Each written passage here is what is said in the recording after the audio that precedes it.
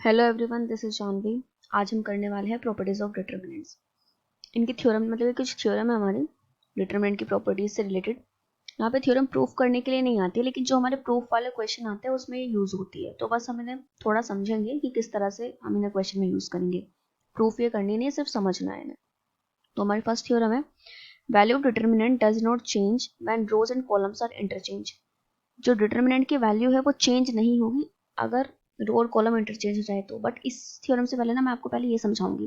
इसमें देखो क्या है, इफ एनी टू रो और कॉलम, अगर कोई दो रो या फिर कॉलम, डिटर्मिनेंट की अगर कोई दो रो या कॉलम इंटरचेंज हो जाए तो जो साइन होता है डिटर्मिनेंट का वो चेंज हो जाता है। तो मैं यहाँ से समझेंगे। जैसे मान लिया हमारे पास एक डिटर्मिनेंट है, ठीक है। तो अगर इसकी रो या कॉलम, जैसे इसकी R1 है, R2 है, C1 है, C2 है, तो इसकी अगर रो या फिर कॉलम कोई भी, जैसे मैं तो रो चाहिए, जैसे मैं रो चेंज कर रही हूँ, R1 इंटरचेंज R2, मतलब R1 की जगह ये R1 है ना, इसकी जगह पे R2 वाले एलिमेंट आ जाएंगे और R2 की जगह पे R1 वाले। तो अब हमारा डिटरमिनेंट ये बना है, ठीक है। तो इन्होंने बोला हुआ है कि जब हम इस तरह से रो और कॉलम चेंज कर देंगे, जब रो या फिर कॉलम, तो हमने यहाँ पे रो चेंज कर देंगे तो उसके सामने साइन नेगेटिव आ जाएगा, ठीक है। तो अब ये पहले ये था हमारा डिटरमिनेंट, अब माइनस का साइन और साथ में ये डिटरमिनेंट बन जाएगा। तो ये है हमारी जो इसकी सेकंड प्रॉपर्टी है, ये कि अगर हमें कभी भी किसी भी डिटरमिनेंट की रो या कॉलम को ऐसे इंटरचेंज करना होगा तो हम बाहर साइन नेगेटिव लगा देंगे, मतलब चेंज कर देंगे साइन। अगर ऑलरेडी नेगेटिव होगा तो पॉजिटिव कर देंगे। तो अब आते हैं फर्स्ट प्रॉपर्टी पे। फर्स्ट में बोला हुआ है कि जो वैल्यू होगी डिटरमिनेंट की वो चेंज नहीं होगी जब हम रो और कॉलम इंटरचेंज करेंगे। देखो जैसे अभी हमने क्या कर दिया, यहाँ पे हमने रो इंटरचेंज करी, ठीक है। तो देखो यहाँ पहले हमारे डिटरमिनेंट ये था, तो इसका डिटरमिनेंट क्या निकलता है, इनकी मल्टीप्लाई AD माइनस BC, ये आ रहा था हमारा डिटरमिनेंट।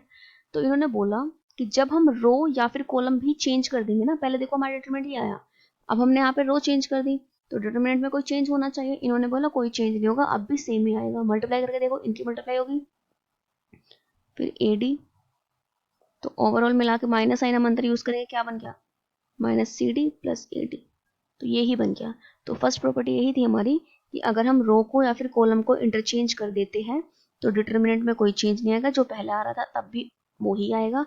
और जो हमारी दूसरी प्रॉपर्टी थी वो ये थी कि अगर हम किसी डिटरमिनेंट के रो को या फिर कॉलम को आपस में चेंज कर देते हैं तो बाहर का साइन चेंज हो जाएगा। ये हमारी सेकेंड प्रॉपर्टी थी। अब हम थर्ड प्रॉपर्टी पे आते हैं। तो थर्ड प्रॉपर्टी है, if two rows or columns of a determinant are identical then the value of determinant is 0। देखो इसको समझते क्या है। जैसे मान लिया हमारे पास एक डिटरमिनेंट है, ठीक है। अगर डिटरमिनेंट की कोई भी दो रो या फिर कोई भी दो कॉलम सेम हो जाए, जैसे एक ये हो गया, अब यहाँ पे हम देख रहे हैं ये दोनों रो सेम हो गई तो इसका डिटरमिनेंट 0 आएगा। या फिर जैसे मैंने एक और लिया, हमने एक ये ले लिया, ठीक है।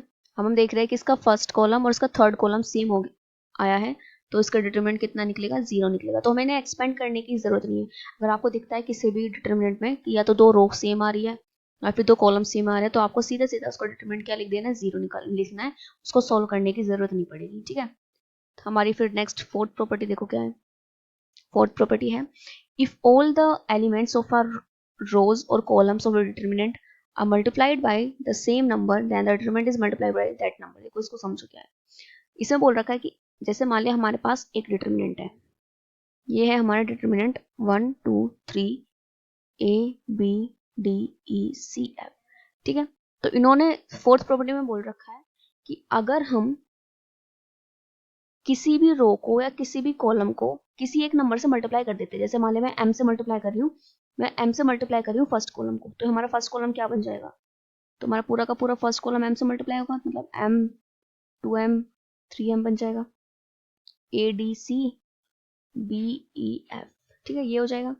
तो भाई जब हमारे पास ये डिटरमिनेंट था तो उसकी कुछ ना कुछ वैल्यू निकली होगी, उसका कुछ ना कुछ डिटरमिनेंट निकला होगा। मान लिया इसका डिटरमिनेंट के निकला, तो फिर जब हम अब हमने क्या किया, कि हमने फर्स्ट को मल्टीप्लाई कर दिया, फर्स्ट कॉलम को मल्टीप्लाई कर दिया M के साथ, या फिर हम किसी रो को भी कर सकते हैं। तो हम जिससे भी मल्टीप्लाई करते हैं वो सीधा सीधा जो डिटरमिनेंट निकलता है उससे मल्टीप्लाई कर देंगे, तो फिर इसका अलग से आंसर निकालने की जरूरत नहीं है। जैसे मान लिया पहले हमने इसका डिटरमिनेंट निकाला और इसका डिटरमिनेंट आया K, फिर हमें एक दूसरी डिटरमिनेंट दे दिया गया और उसको ना m से डिवाइड किया हुआ मल्टीप्लाई किया हुआ था, तो हमें ये नहीं करना कि इसका फिर से नहीं निकालना है डिटरमिनेंट। देखो कि किससे मल्टीप्लाई किए हुए, हमारी फर्स्ट रो सारी पूरी की पूरी फर्स्ट रो हमारी m से मल्टीप्लाई है, तो हमें सीधा सीधा अपने डिटरमिनेंट को m से मल्टीप्लाई कर देना है, इसमें पूरे को फिर से एक्सपेंड करने की जरूरत नहीं होगी। नेक्स्ट जो हमारी प्रॉपर्टी फिफ्थ है, if in a determinant each number in any row और column consist of two terms, अगर किसी रो में या किसी कॉलम में जो एलिमेंट है वो दो टर्म्स से बना हुआ है, तो हम क्या कर सकते हैं, हम उस डिटरमिनेंट को एक्सप्रेस कर सकते हैं दो डिटरमिनेंट के टर्म्स में।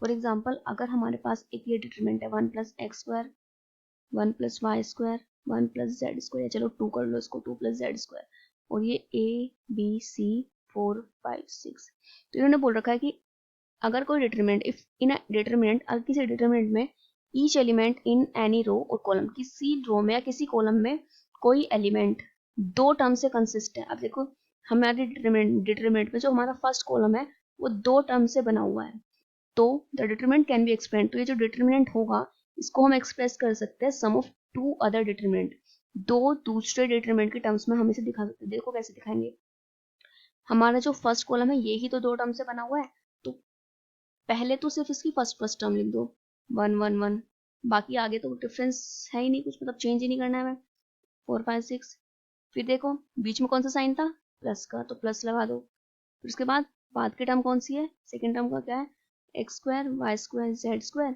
और सेकेंड थर्ड कॉलम सेम आएगा। ठीक है, तो ये हुई हमारी नेक्स्ट प्रॉपर्टी, जो कि हमारी लास्ट प्रॉपर्टी है। तो हम इन्हीं प्रॉपर्टी को यूज करके अपने जो हमारे प्रॉपर्टीज वाले क्वेश्चन है वो करेंगे, जो हमारे प्रूफ वाले क्वेश्चन है उसमें यही 5 प्रॉपर्टी हमें यूज करनी होगी।